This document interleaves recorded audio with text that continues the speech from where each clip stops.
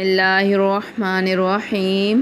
السلام علیکم اسٹوڈنٹس، آج ہم لوگ جماعت پنجم کی اسلامیات کا سبق نمبر 8 پڑھنے لگے ہیں، جو کہ ہے مسجد نبوی صلی اللہ علیہ وآلہ وسلم کی تعمیر۔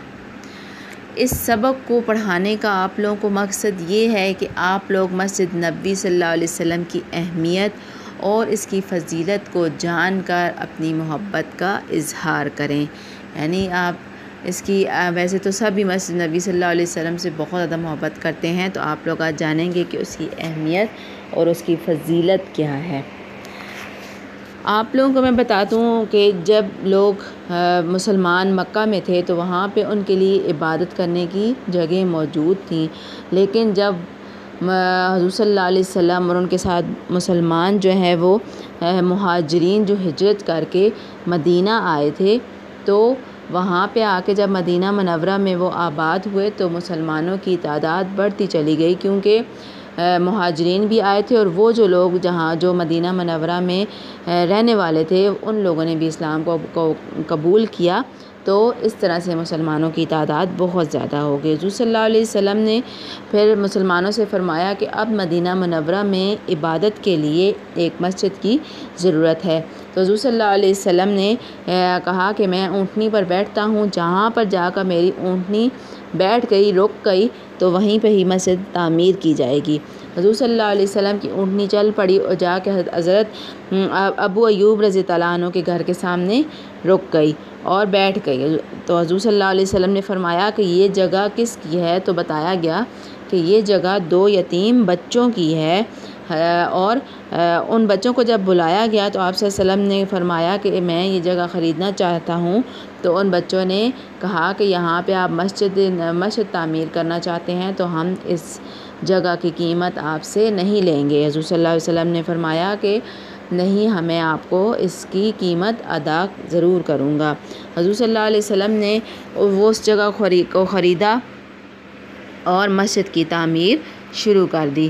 مسجد کی تعمیر میں نبی اکرم صلی اللہ علیہ وسلم نے خود صحابہ کرام رضی اللہ عنہ کے ساتھ کام کیا، سب مل کر کام کر رہے تھے۔ آپ صلی اللہ علیہ وسلم پتھر اٹھاتے جاتے اور فرماتے جاتے، اے اللہ، کامیابی صرف آخرت کی کامیابی ہے، اے اللہ مہاجرین اور انصار کو بخش دے۔ یعنی حضور صلی اللہ علیہ وسلم کی اس بات میں بھی ہمیں دیکھیں واضح سمجھ آ رہی ہے کہ کامیابی صرف آخرت کی کامیابی ہے، دنیا کی کامیابی کوئی معنی نہیں رکھتی، آخرت کی کامیابی ہی اصل کامیابی ہے۔ تو ہمیں جو کوششیں کرنی ہیں وہ کیا کرنی ہے؟ آخرت کی کامیابی کی، کہ اللہ تعالی ہمیں آخرت میں کامیاب کرے۔ حضور صلی اللہ علیہ وسلم کیا فرماتے جا رہے ہیں؟ اے اللہ، کامیابی صرف آخرت کی کامیابی ہے، اے اللہ مہاجرین اور انصار کو بخش دے، یعنی جو مہاجرین اور انصار ہیں ان کی بخشش فرما۔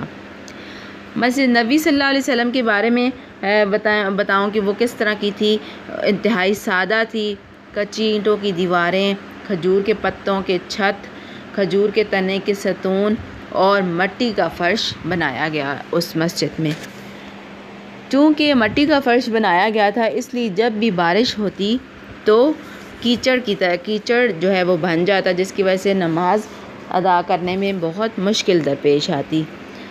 تو ایک دفعہ ایسا ہوا کہ ایک صحابی جو ہیں وہ آئے ہیں نماز کے لیے، تو ساتھ کنکریاں لے کے آئے، کیونکہ کیچڑ بہت زیادہ تھا، تو انہوں نے یہ سوچا کہ میں وہاں پہ کنکریاں بچھاؤں گا تو آسانی سے نماز ادا ہو جائے گی، تو انہوں نے وہاں پہ کنکریاں ڈالیں اور اپنی نماز کی جگہ پر بچھا لیں، پھر اس کے اوپر انہوں نے نماز ادا کی۔ نبی کریم صلی اللہ علیہ وسلم کو یہ بات بہت پسند آئی، تو آپ صلی اللہ علیہ وسلم نے کنکروں کا فرش بنوا دیا۔ مسجد کے ساتھ ہی نبی کریم صلی اللہ علیہ وسلم کی ازواج مطہرات رضی اللہ عنہم کے حجرے تھے، ان کے ساتھ جو مسجد نبی صلی اللہ علیہ وسلم بنائی گئی، اس کے ساتھ ہی جو امہات المومنین ازواج النبی صلی اللہ علیہ وسلم تھیں، ان کے لیے بھی حجرے بنوائے گئے تھے۔ اب ہم پڑھتے ہیں کہ مسجد نبوی اور مدینہ منورہ کے مسلمان۔ مسجد نبی صلی اللہ علیہ وسلم دراصل مدینہ منورہ کے مسلمانوں کے لیے عبادت کے ساتھ ساتھ ایک رفاعی اور معاشرتی ادارہ تھا، جہاں پر مسلمان اکٹھے ہوتے، نماز ادا کرتے اور دیگر عبادات بھی کرتے۔ مدینہ منورہ میں یہ مسجد نبوی صرف مسلمانوں کے لیے ایک عبادت گاہ نہیں تھی، وہاں پہ بہت سارے رفاہی کام ہوتے اور ایک طرح سے معاشرتی ادارہ بھی تھا جہاں پہ لوگوں کے مسائل اور ان کو حل کرنے کی کوشش کی جاتی، بہت سارے فیصلے کیے جاتے۔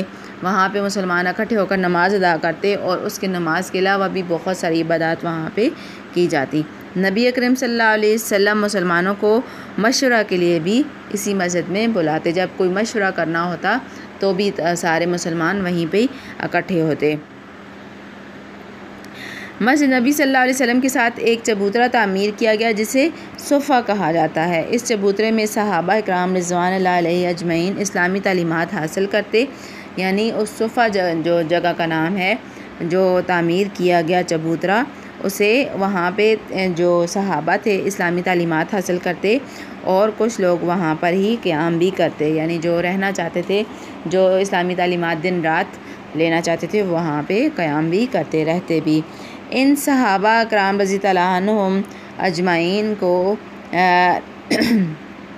اصحاب صفہ کے نام سے پکارا جاتا ہے۔ جو صحابہ وہاں پہ آ کے تعلیم لیتے، اسلامی تعلیمات لیتے، ان صحابہ کرام رضوان اللہ علیہ اجمعین کو اصحاب صفہ جو ہے وہ پکارا جاتا تھا۔ اب ہم دیکھتے ہیں کہ مسجد نبی صلی اللہ علیہ وسلم کی اہمیت کیا ہے۔ مسجد نبی صلی اللہ علیہ وسلم کی اہمیت کے لیے مندرجہ ذیل نکات ہیں، وہ کون کون سے ہیں؟ نمبر 1، یہ اسلام کی دوسری مسجد تھی جس کی تعمیر میں نبی اکرم صلی اللہ علیہ وسلم نے خود بھی حصہ لیا، جس کی تعمیر میں نبی کریم صلی اللہ علیہ وسلم نے خود بھی حصہ لیا۔ مسجد نبی صلی اللہ علیہ وسلم کے ساتھ ہی نبی اکرم صلی اللہ علیہ وسلم کا روضہ مبارک اور ریاض الجنہ ہے۔ مسجد نبی صلی اللہ علیہ وسلم کے منبر شریف سے روضہ رسول صلی اللہ علیہ وسلم تک کی درمیانی جگہ کو ریاض الجنہ کہتے ہیں۔ ریاض الجنہ کس کو کہتے ہیں؟ منبر شریف سے روضہ رسول صلی اللہ علیہ وسلم تک کی جو درمیانی جگہ ہے اسے ریاض الجنہ کہتے ہیں۔ مسجد نبی صلی اللہ علیہ وسلم میں ایک نماز پڑھنے سے 50,000 نمازوں کے برابر ثواب ملتا ہے۔ کتنا ثواب ملتا ہے مسجد نبی صلی اللہ علیہ وسلم میں ایک نماز پڑھنے سے؟ 50,000 نمازوں کے برابر ثواب ملتا ہے۔